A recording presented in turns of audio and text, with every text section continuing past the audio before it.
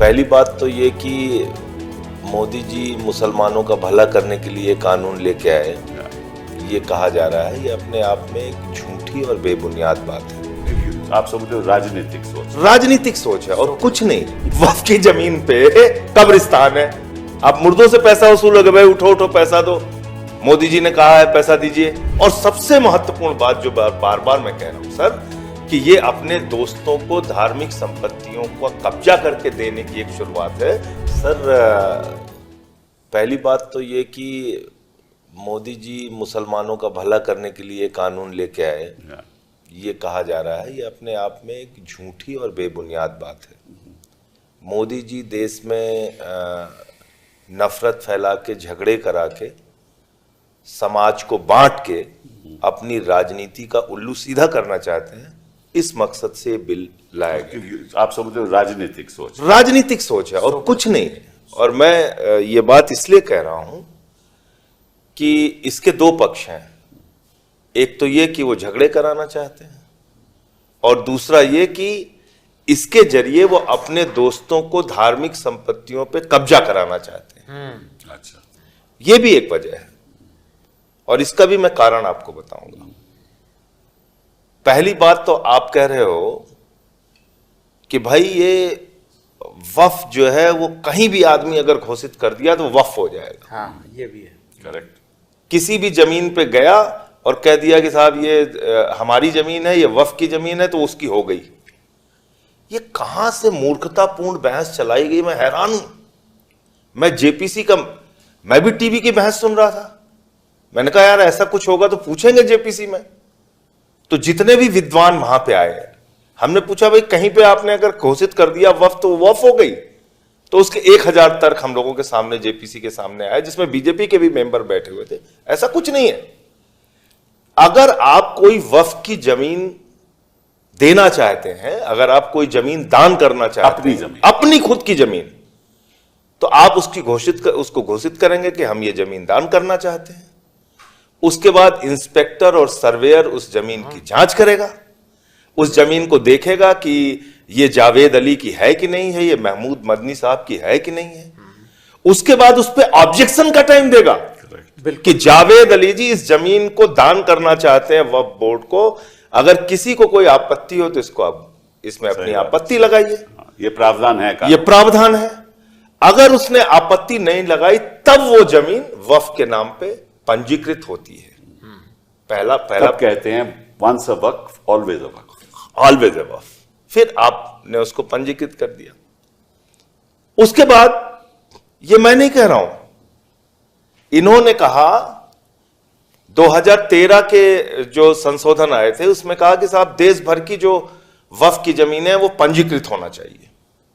उसके बाद दूसरी सरकार आ गई, आदरणीय मोदी जी आ गए, तो उन्होंने 14 से लेकर 20 तक दिन रात जो भी प्रयास किया, खूब मेहनत की उन्होंने दिन रात पूरे देश की जमीनों को पंजीकृत करने के लिए। और उस समय मुख्तार अब्बास नकवी साहब देश के माइनॉरिटी अफेयर्स मिनिस्टर थे।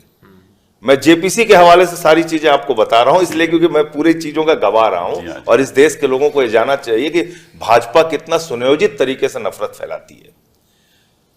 तो उसमें एक एफिडेविट इनकी महमूद मदनी साहब की जो कमेटी आई थी उसके वकील ने दिया। उसमें क्या लिखा हुआ था? भारत की सरकार ने सुप्रीम कोर्ट में शपथ पत्र देके कहा 2020 के अंदर कि हमने देश भर की सारी वक्फ की संपत्तियों को वामसी पोर्टल पे पंजीकृत कर दिया है, ऑनलाइन कर दिया है। 99% संपत्ति ऑनलाइन हो चुकी है, यानी कि आपने उसकी जांच कर ली, उसके कागजात देख लिए, उसको पोर्टल पे डाल दिया। जब मैंने माइनॉरिटी अफेयर्स सेक्रेटरी से बार बार ये बात पूछा, हमने कहा ये शपथ पत्र तुम्हारा? बोले हाँ हमारा है। तुमने लिख के दिया है? हाँ हमने लिख के दिया है। तो जब तुम खुद मान रहे हो कि हाँ देश की 99% संपत्ति ऑनलाइन है, उसकी जांच हो चुकी है, उसके रिकॉर्ड मिल चुके हैं, तो फिर तुम दोबारा क्यों कह रहे हो कि 6 महीने में हमको सारे कागज दो? बोले नहीं साहब वो है या नहीं है, मतलब वो घुमा फिरा के बातें। इसका मतलब झगड़ा कराना चाहते हैं आप। दोबारा कागज मांग के। अब 300 साल पुराना किसी मंदिर के जमीन की कागज आप मांग लें, किसी गुरुद्वारे की जमीन के कागज आप मांग लें, किसी चर्च की जमीन के आप कागज मांग लें, जैन धर्म की जमीनों के कागज मांग लें, बौद्ध धर्म की जमीनों के कागज मांग लें, क्या मिल जाएगा सर? 60 साल 70 साल पुराना भी क्या मिल जाएगा? क्या ये तो 2-4 क्या मिल जाएगा? बहुत सारे हमारे बुजुर्ग ऐसे हुए जिन्होंने मंदिरों के लिए मुंह जबानी दान कर दिया, लोगों ने बना लिया वहां पे मंदिर। अब आप कहेंगे कि साहब इसकी जमीन दो, नहीं तो हम इस मंदिर पे बुलडोजर चलाएंगे, तो ये तो संभव नहीं है। इसी तरह कई मस्जिदों के लिए भी ये मस्जिदों के लिए भी है, ये गुरुद्वारों के लिए भी है, जमा मस्जिद, ये चर्चों के लिए भी है, सब जगह के लिए है। अच्छा, दूसरी बात, फिर ये कहते हैं साहब इससे आमदनी बहुत हो सकती है वक्फ की जमीन से। अरे भैया, कैसे आमदनी हो सकती है? आप कब्रिस्तान में मुर्दों से पैसा वसूलेंगे?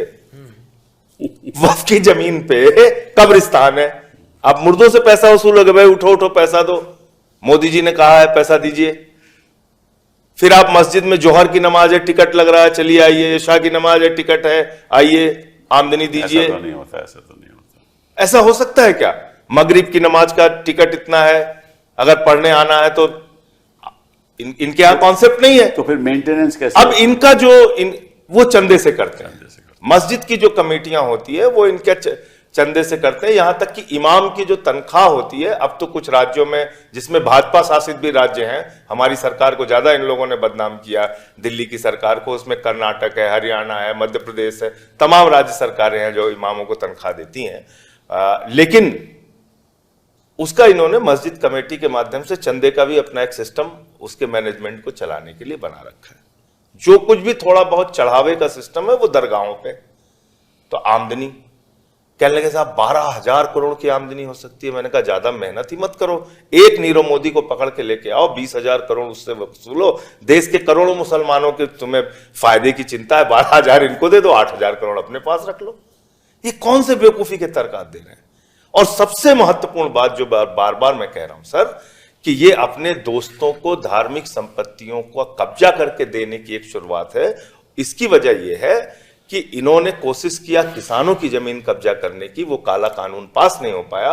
अब सबसे ज्यादा जमीन धार्मिक संपत्तियां हैं, वो चाहे मंदिर की हो, चाहे चर्च की हो, गुरुद्वारे की हो, मस्जिद की हो। एक चीज क्या फैलाई गई, दुनिया के तमाम मुल्कों में उतनी जमीन नहीं है जितनी जमीन वक्फ के पास है। 8 लाख। अरे भैया, हिंदुओं को इतना मत कमजोर समझो। मौलाना साहब बैठे हुए, बुरा मानेंगे मेरी बात को मदनी साहब, हिंदुओं के पास हिंदुस्तान में वक्फ से 3-4 गुना ज्यादा संपत्ति है। ऑन रिकॉर्ड आपके चैनल पे, चाहे आप, मैं कागज दे दूंगा, चला दीजिएगा, आपने भी उसको पढ़ा था, बहुत संपत्ति है। 10 लाख एकड़ तो खाली 4 राज्य मिला के है, और इनका 9.4 लाख एकड़ है। अभी उन्होंने ऑर्गेनाइजर वेबसाइट पे चर्च की जमीन छाप दी कि 1.7 करोड़ एकड़ जमीन हिंदुस्तान में चर्चों के पास है।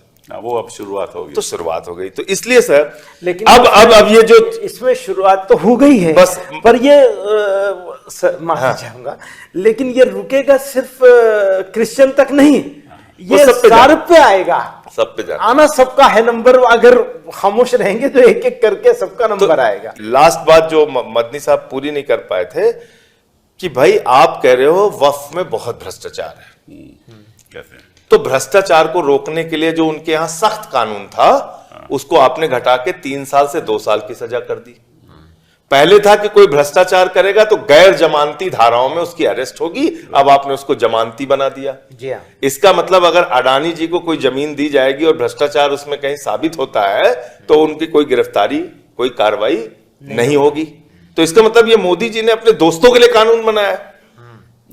ये भ्रष्टाचार का क्या सवाल है भाई? भ्रष्टाचार के लिए अगर आपको कानून बनाना होता तो पता नहीं देश के मुसलमान इस बात से सहमत होंगे नहीं होंगे। मैं आपके चैनल पे कह रहा हूं, इसमें 7 साल की सजा कीजिए। बिल्कुल बिल्कुल, मैं कह रहा हूं 7 साल की सजा चाहिए, बिल्कुल। कम से कम वक्फ की जमीन में जो भी बेईमानी और भ्रष्टाचार करे उसको 7 साल की सजा आप कीजिए। तो कोई भी संस्था में ऐसा हो तो होना चाहिए। बिल्कुल।